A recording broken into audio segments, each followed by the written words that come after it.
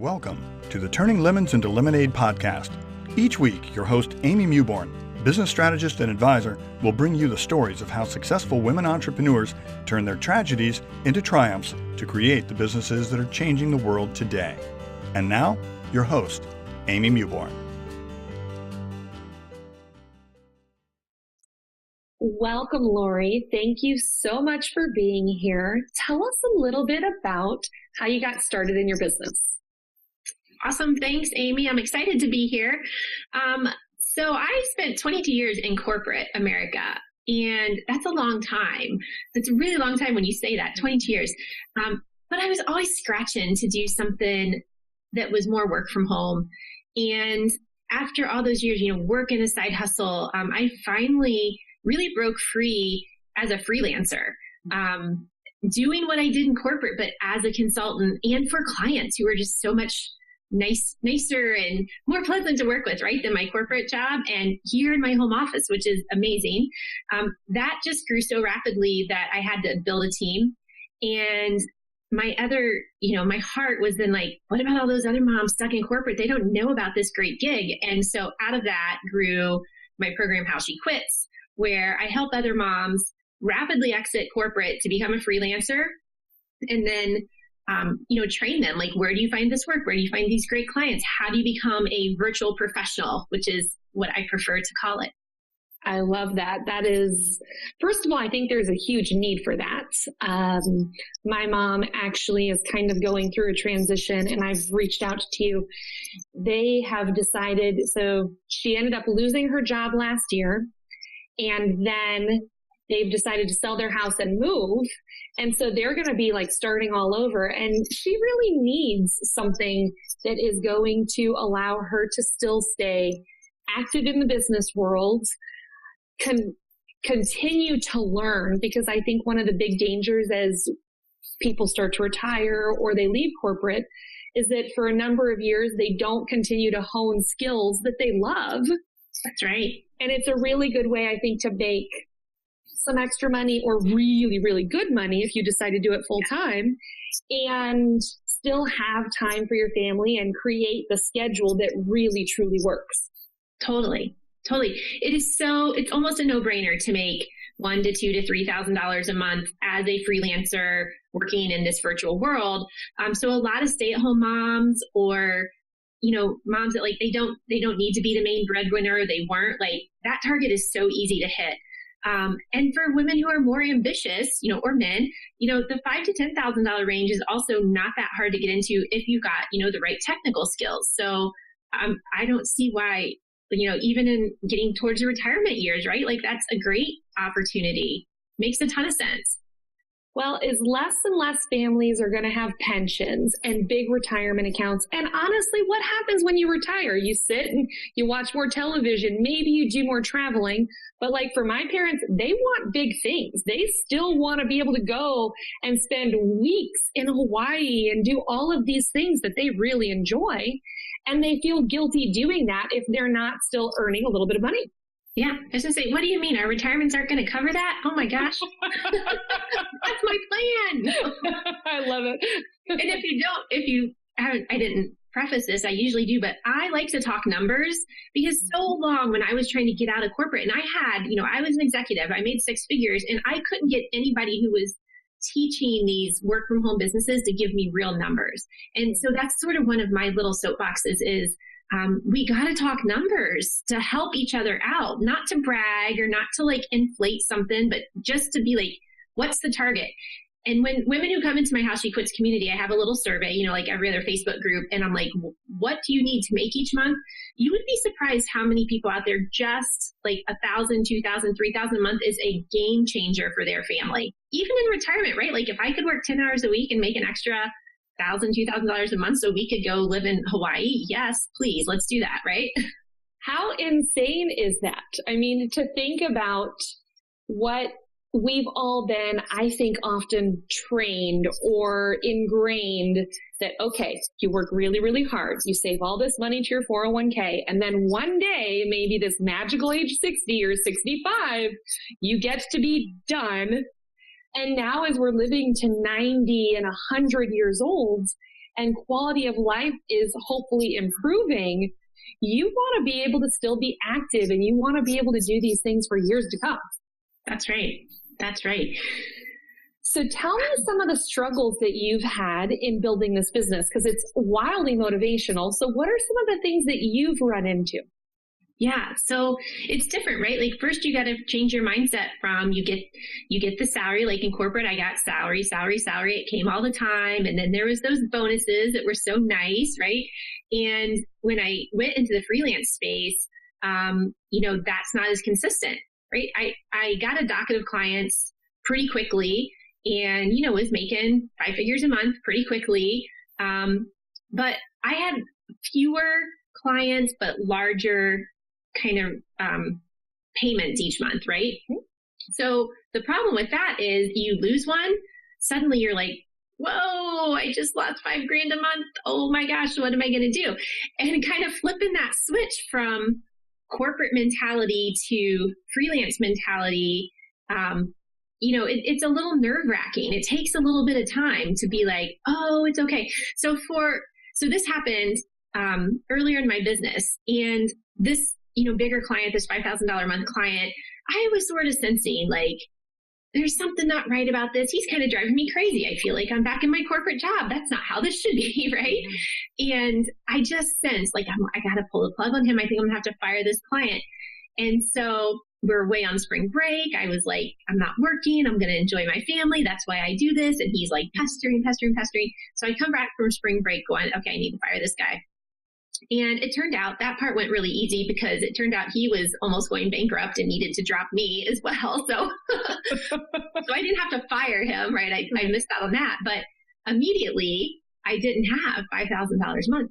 And for about 48 hours, I just waffled between sheer panic and trust in my network, right? Because you only need one more person to replace that. One more person. And within 40 hours, I hadn't even taken an action. I hadn't even mailed my network. Like we were still sort of getting out of spring break mode and just kind of resetting. And I was like, what am I going to do? And in that same time frame, I just had a couple other business meetings set for different reasons, and new opportunities came up that I would have said no to if I still had that $5,000 client. So I'm not a big like woo-woo manifest, dream it, it'll happen kind of person. Like, because I know like you have to do the work, you have to, plant the seeds and you'll get the harvest in due time. And that's basically what happened there is I had been planting some seeds and opportunities I didn't even know were growing sort of came back and landed in my lap. So isn't that scary? Like that's one of those tough things that you need to get accustomed to. Now, lesson learned, I keep a warm prospect list. I know it's going to happen again. And in fact, should I talk about another hard day? Are you ready for that already? Go right ahead. I had a number of client contracts that were coming to end in December and January of this year. And that was fine. Like I saw that was coming. I thought maybe they'd renew or I would just, replace them with somebody else that was in my queue. Well, in December of this year, my daughter entered a inpatient eating disorder clinic. And that was like a huge shift in everything we were doing. Like it took a ton of energy of my time. I was spending 25 hours a week, at the hospital with her, like doing treatments. Like when it's adolescent, it's very family involved. Like you get very involved in treating the disorder. And not only did I then lose these clients, but I was like, I have no time to bring on a new client at all. So I just found myself recently in a season. I don't have a resolution to this one yet, but it's going in a good direction. Yeah. But I'm in a season where I had to intentionally choose to not take on clients and to have then a lower income, which honestly, if I was in my corporate job, I probably would have quit or they would have fired me. I would have gotten some weeks of FMLA, but then I would have been like, there ain't nothing in this corporate job more important than what's going on with my daughter right now. Yeah. Right. So this is a new season that I'm me, Lori, overachiever, is being okay with just having a couple clients, not having my business totally ramped because so much of my time is still going to assist my daughter. And I wouldn't trade it for anything. But it takes a big mental adjustment, right? To kind of like reset that. Because don't we all say like, this is why I do this? Because I want to be there for my family. And well, okay, guess what, Lori? Game on. Be there for your family. And so here we go. What you just said is so profound and I think so important to hit on, because you just said most of us do this so we can spend more time with our families. And often we find ourselves getting so busy and creating so much activity for ourselves that we don't realize that we're not always there for our families until something big comes up and all of a sudden you realize you have to be. That's right. And have you designed a business that will allow that to happen? Most of us have not. When you really look at it, we haven't. Yeah. And so you literally had to just kind of turn your business and your life upside down, because 25 hours a week, when you have those things coming up, that's pretty significant. Yeah, I'm pretty much working about 15 to 20 hours a week right now. So the flip side, right, the good side of it is that I didn't take on additional clients. The clients that I have right now, I adore. They've been with me so long. We are friends and clients. They totally understand, what's going on in my life. We had already kind of been in a work groove, like flow, schedule-wise and everything. So we can flow around what I need. But it's also freed my brain up, right? Because those 25 hours, sometimes I'm sitting in the waiting room.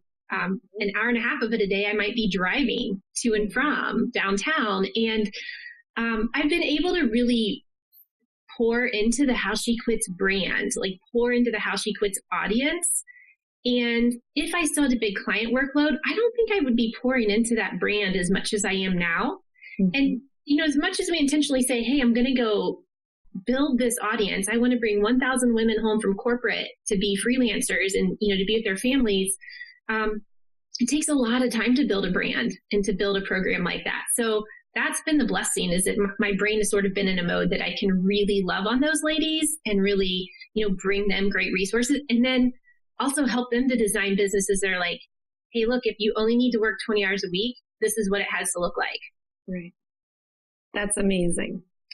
So you just described a lot of different things that you're bringing to the women in business marketplace that I don't know of anyone else that is doing it exactly that way right now. What would you consider to be your secret sauce? What are you bringing in that's so cool and unique that someone would need to know about you? That is super flattering to say, by the way, because there's so much noise out there in the women in business space, right? Like so much. And I always feel like I'm an oddball with how I do things. So I guess it's working. Yeah. A lot of what we have, these dreams in our heart that, I want to work from home and I want to run this feel good business and I want to give back and I want to be there for my kids. And most of us, and this is me included because I started there, we want to build this brand and this online community, and we want people to come, and then we want them to just pay us because it's so good, right? Like that's kind of this generic women-owned online business model. And I will tell you it's not a pipe dream. It can happen. They're out there, right? But it's a really long growth, slow growth kind of business. And you might burn out before you get there. And you need to have that place where you don't need to have an income and you just pour into it, right? So I think what I'm doing differently is telling women, hey, take the skills you have right now. Like the first thing you got to do is drop that corporate job, drop that day job, take the skills you have now and spin them into this space where your life is more in your control. And that's through the freelance channel. And, I have had women in my program quit in 30 to 60 days. Some of them take longer. It just depends on what's going on in their life and their ramp up and how aggressively they get into it. But I've seen them quit in 30 to 60 days and have a set of clients of their own that they are now freelancing and they're out of the corporate. And what that lets you do then is work also on your other little passion project, right? Like build that online community. Maybe it's for moms of autistic kids or whatever your passion is. But you can't do that all at once, right? That's the problem. I sort of have this, you can only have three things, three major things. One, if you're in a day job, one is absolutely your day job. It has to be. One is always our family. Sometimes family takes up 2 slots. Like that's what's going on with me right now. Family's taking up 2 slots. And then the third is kind of like the side thing, right? Like a side brand, a side project, building a side business while you're still in corporate, whatever it is. But if you think that you are going to make money off your side hustle, then that's okay. Keep working it. But a lot of times, like just building that blog on the side, that's not going to get you there, right? Or doing direct sales, I'm going to slam on somebody's going to not be happy, but selling leggings, probably not going to get you out of corporate. Right. So, you really, like I say, make your side thing the freelance. Then that frees up your big one, the day job. And now you can have your freelance, your family, and another brand that you're building that becomes you. And your freelance and your brand can actually really align with each other, right? So now I'm talking a lot, so stop me if you have questions. But the way your freelance and your brand can align with each other. So an example is one of the ladies that went through my program is a homeschool mom. Mm-hmm. And so she's really heavy in the homeschool community. And so she also has this passion to like kind of help homeschool families better organize and kind of stay on top of their curriculum and their lives, because they're sort of like doing everything in their house all day. And now she's doing a business in her house too, as well as a VA. Yeah. And so she's really taking what she's already doing in her family and her VA work and aligning it with her blog and her additional courses and programs that she's building out on the side. Wow. So do you see how they all kind of like, they come in alignment together, and then it feels easier. Like you're already talking in the same circle of people that need to know all these things. Yeah. I was actually talking to someone today who has run a freelance web development firm, and she's getting ready to kind of expand into coaching. And she's like, I don't know how to make that transition. And she's like, do I go and launch a program? Do I go? And if I do that, how do I do that? And so we were just chatting, and I said, have you ever done that coaching in a one-on-one environment? She said, no. I said, I would start there, because the thing is, when you're doing coaching or you're creating a program or you're creating something for your future, you kind of want to test it out. You kind of want to know what you're going to put into it. And I think and I'm going to say something that people may or may not agree with, I think it's way easier to go build one relationship at a time, get one freelance client at a time, than it is to sit down and record a whole bunch of this and build a sales funnel and do all of these things on something that you don't even know yet how it's going to work. Totally. So, you're totally right. Yeah, I just believe that you kind of step back and you go back to your basics of what you know. And if you're not great with online marketing, but you're a great public speaker, you go and you build your brand and you build your business speaking. And we don't have to follow someone else's path. You follow the path that works for you and your family. And that's one of the things I love about what you have going on, is that you're helping women leave something that they've gotten normally a tremendous amount of security and self-identity from. And then you're helping them build something on the side that will hopefully become their new security and self-identity. That's right. That's right. And you're spot on in that advice as well, because I mean, even how she quits, it started with me one-on-one helping one mom at a time leave corporate, right? And that's even still my mission. Like right now, when I'm in this season, it's still really heavy with my daughter's eating disorder. I'm like, gosh, if I just brought one mom home from corporate a week, right? If I worked with one person a week, my business would be fine. Yeah. And instead of looking at these big numbers, like you need 10,000 on your Instagram and you need, I mean, it's exhausting. Or you look at these $2 million launches and you're like, I want to do a $2 million launch, but I have no one on my email list. I don't have a program recorded yet or anything else yet. It's crazy. I'm not a fan of launching. Like, I think that you should, so this is Lori Truth Teller coming out. I think you should only launch when you do have a proven track record, a product that's going to work, and, a sizable audience, and also then the mechanism to get eyeballs on your sales pages, right? So even if you have all that, but you don't have affiliates or a lot of cash to infuse into Facebook ads or whatever it's going to be, like launching is really exhausting. And maybe this might be me because I work in the industry, maybe overdone. We might be reaching the end of launch of, I don't want to say, because there are people out there who still should launch and can launch, but I think for the person who's just starting, we should not be talking about launching at all.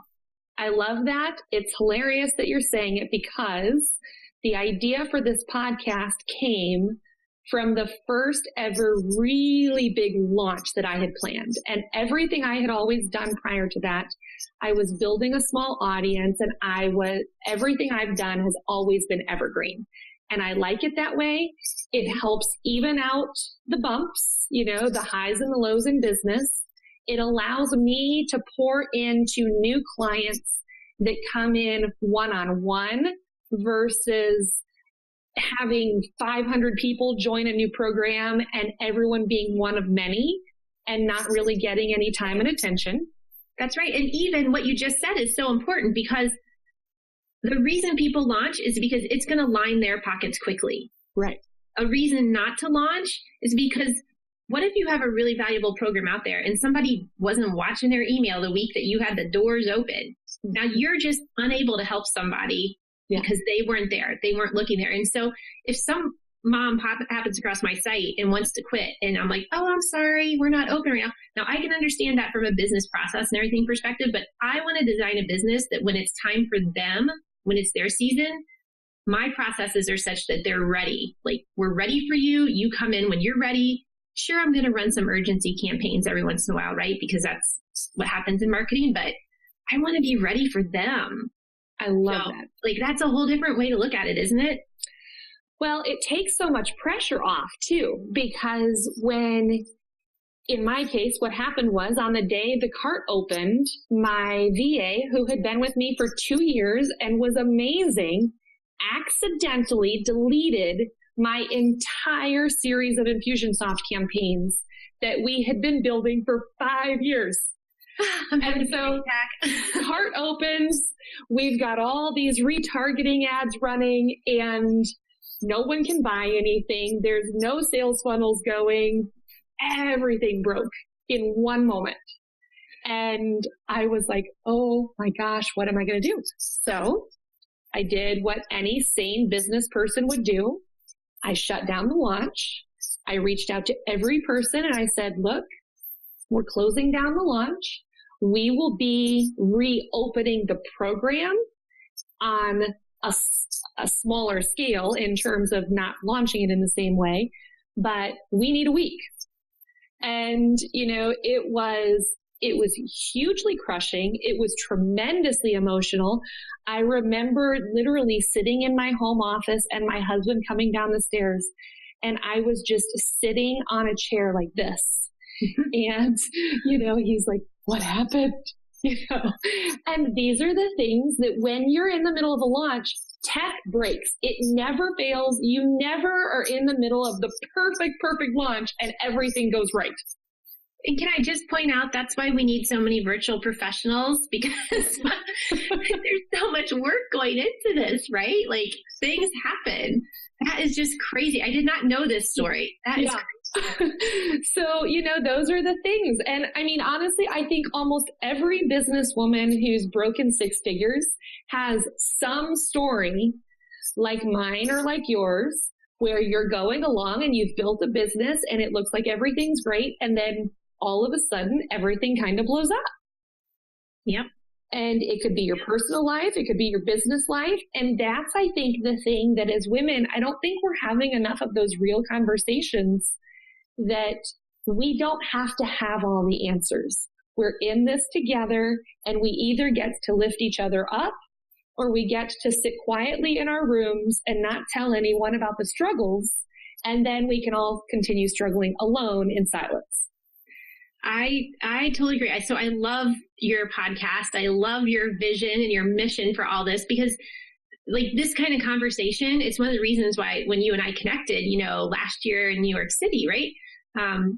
It's why I love that group. It's why I love, talking with women like you, because it can be very isolating sitting here in our lovely, attractive home offices and our comfy clothes, like the job we want. But really, real work happens intellectually. Yeah. And, I'm a real business strategy nerd. Like the book that is like dog-eared the most up here on my shelf is the Harvard Business Review 10 must reads about strategy.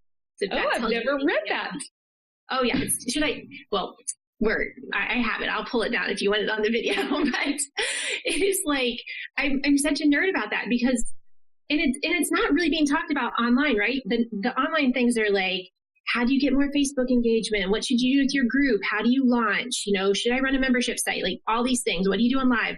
And those are really short-term tactics. All of them are short-term tactics. And I'm more about, if I want to be in Hawaii when I'm 52, like permanently, right? Then what kind of sustainable business model do I need to be making that doesn't count on Lori being in this seat right here?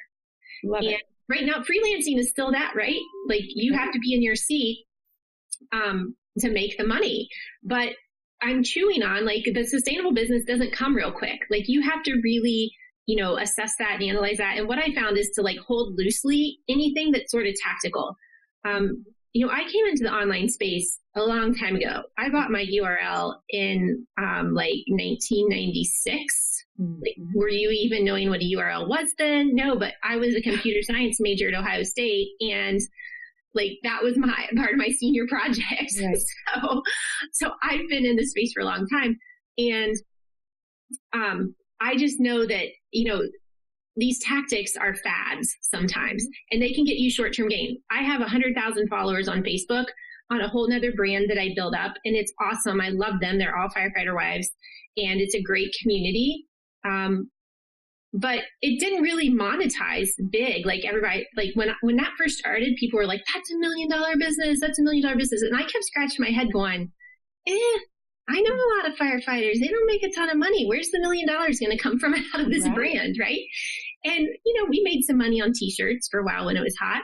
And it's a great community, but it wasn't like $1 million business like people are acting. And it is sustainable. It is long-term. We rolled it into a nonprofit, and the nonprofit is great, but it's the strategy of the nonprofit, not the tactics that I used on Facebook to get there, that are super important. Right? It's the strategy of the team we built and exactly what we're doing culturally to support firefighter families. That's the sustainable thing. And you know what? That can happen without Lori in this seat, because it does every day, because I have backed out of the day-to-day hands-on management of that nonprofit, and the team runs it. And we help firefighter families every single day without me having to touch a lot of buttons. That's the kind of businesses I think we need to be striving for. So you just opened this very unique can of worms, because in marketing, we often hear that the riches are in the niches, and it's so important to have that really awesome niche.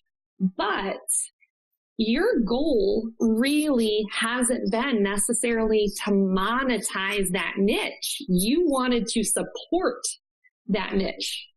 Well, I have to be honest. At first, I wanted to do both, right? I wanted to run a business that I felt really good about and helped people and made money. Okay. And now don't get me wrong. It makes money. Mm-hmm. That nonprofit brings in about $200,000 a year. But guess what? It costs about $200,000 a year to run it. Sure. Because we do big marriage retreats, and those things aren't cheap. And, it all goes back into it. But so my goal, I did think I was going to make money back then, right?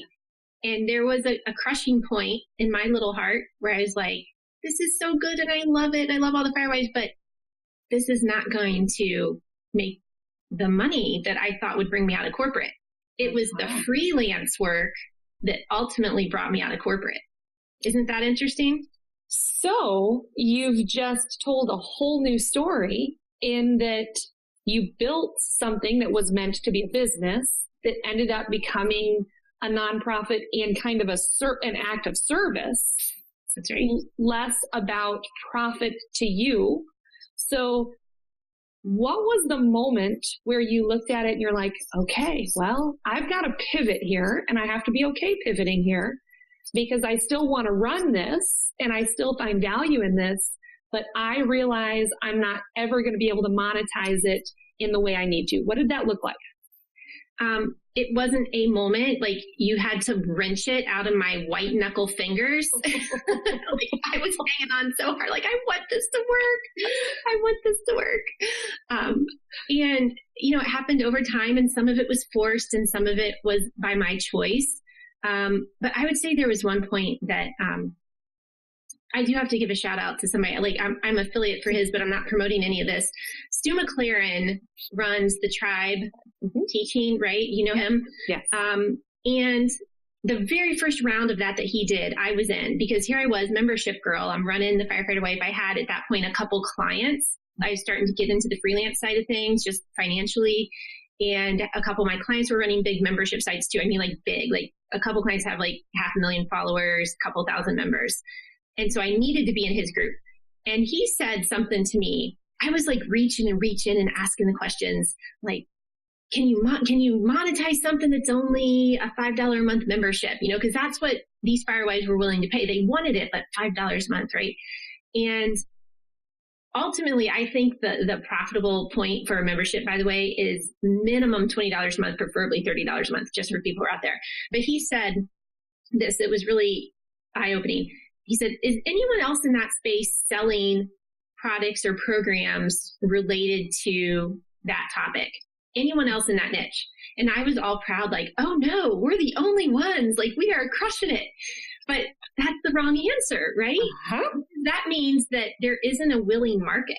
Yeah. Right? You want there to be competition in your space. So that was kind of like, because I was so close to it, it was so dear to my heart. I mean, they are my best friends, our team and people that I've met through there. But I couldn't then see the business part clearly that, okay, it's going to make enough, right? I mean, come on. A lot of people out there want a $200,000 a year nonprofit. Don't get me wrong. I'm not dismissing that, but it's not something that's going to turn into a 6-figure salary for Lori Mercer to leave her corporate job. That had to get more into a more profitable, monetizable skill set and talent, basically. So that's amazing, because we've all heard, if you've been in the online marketing space for a while, that if you're going to come up with a new product or a new service, you always want to look and see, is anyone else doing it? Are there books on it on Amazon?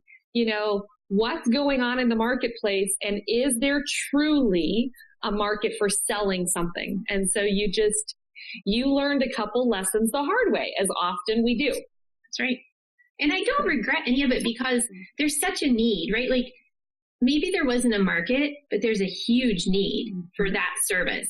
And a lot of people now come to me like, I want to build a nonprofit. How do I build a nonprofit? Well, my advice now is building a nonprofit is just like building a business. You just have a different tax status.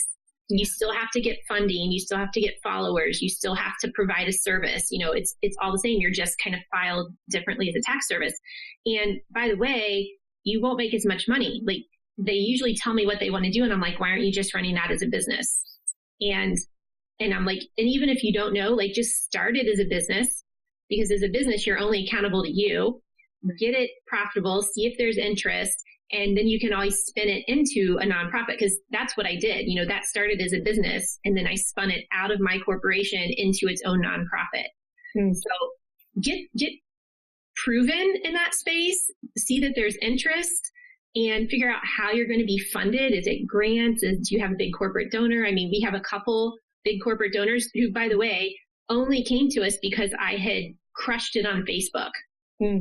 So there is value in that, right? Like, we linked up and it was a perfect fit, and they noticed me on Facebook and what we were doing. And they're like, hey, we need to talk. And it's turned into a really great long-term supportive relationship. But I tell people, like, save the nonprofit for later, build up what you're doing, get profitable, and then you can either be a social for good business, right? Where you just donate a lot out. It's much easier to run a business like that than it is to run a nonprofit. There's boards, there's paperwork, there's lots of stuff that isn't just the feel good part of running the nonprofit. Sure. Well, that's hugely valuable. So tell us, what is one piece of advice that you would give to a woman business owner that was struggling or launching a new business? What would you tell her? One piece, somebody who's struggling. Okay. Here's one thing that I say a lot. I say that look at your numbers, because numbers are not emotional, right? Like math is just math. There's nothing emotional about math. So in running an online business or any kind of business, the numbers are all the same. Yeah. You know, how many people are seeing the product or service that you offer? How many of them are biting on your free offer, your test drive, and how many are converting to sales? And if those numbers don't look good, like there's mechanical things you can do at any of those steps to fix those numbers. You know, if you don't have enough eyeballs, you can pour in Facebook advertising. You can pour in sweat equity into Pinterest, you know, whatever your topic is. If they're not opting in for your freebie, you better be working on copy and figuring out like what is the offer that you're really giving them. And if they're not converting on sales, you got to work on the sales page. But underneath all that, you have to have an offer that really brings results. So if you don't believe this is a second piece of advice. If you don't believe that you can bring results to people, you're never going to sell very well. Like I believe in How She Quits so much because even though I haven't had the high volume of people through it, like 90% success rate, 90%. Like I know hands down that somebody comes to me and is like, this is what I do in corporate. I want to quit. Help me find some projects. Even if I sat down with them over coffee and we comb through the job descriptions and I help them build their portfolio, like they're done, they're set, like they're out. So you have to believe and get results in the services you're offering. And when you get emotional, look at your numbers. That's amazing. Thank you. That's hugely valuable. So what would you say one of the number one resources that you think women in business should be seeking out? Oh gosh, I think everybody needs a mentor, and this is one of those controversial topics. Like, do I pay for a mentor? Do I just find a mentor? I mean, whichever way you do it, just be careful you're seeking wise counsel, because I've had both good and bad counsel, and the bad is devastating. Like, I had to go to my own counselor for it. It was so devastating once, just to be really transparent about that. Like, she broke my heart, but I think you do need mentors and a wise counsel. You don't need a big, gigantic, engaged Facebook group. I think Facebook groups are too noisy and difficult to really find wise counsel in these days. But somebody used the term a month ago, and I haven't figured out how to use it yet. They called it a mother mentor, like another mom who's running an online business that can mentor you and help you up through it. And I'm like, I really like that. Like, I want to be a mother mentor. Can I be people's mother mentor? And so I do think you need to get some sort of mentoring and wise counsel, no matter where you find that. Of course, I have that too, if somebody's interested, but wherever you find your fit, I think that's super important. I think that we're finding what you just described as a lot of Facebook groups have gotten very large. They've gotten very loud. I often find that there's just so many posts that come through that I struggle with even really capturing all the information. So I think we're kind of going toward this place of smaller communities again. I agree. Smaller mastermind groups, smaller relationships where we can really build intimate relationships and really have an impact in business versus necessarily joining programs that have hundreds of people in them and you're just a number. That's right. Some of the programs are really good. The content, like the ones that have been out there for a long time, the content of the programs is really good, but you have to click into a small mastermind group and do it together for accountability. But like who you pick and the advice they give you and how you listen to them is so key to how fast and how well your business is going to grow. I agree. I so agree. So thank you so much for your time. Where would people find you to know more about what you have going on? Well, you know, I'm a techno nerd that's been online forever, so I have a zillion websites, but I would love for your audience to go to howshequits.com. It's really like the heartbeat of my core projects right now, to help not just moms leave corporate, but, you know, those women who maybe you've already left and you're struggling in the online business world and you're like, what do I need to do? How do I get monetizable? Like, how do I really, you know, quit not making money. They can start making money. So howshequits.com is the foundation program there, and I'd love for them to visit there. Awesome. Well, thank you so much for your time. I know you are super busy right now, so we really appreciate it. Thanks. Sure. Thanks, Amy.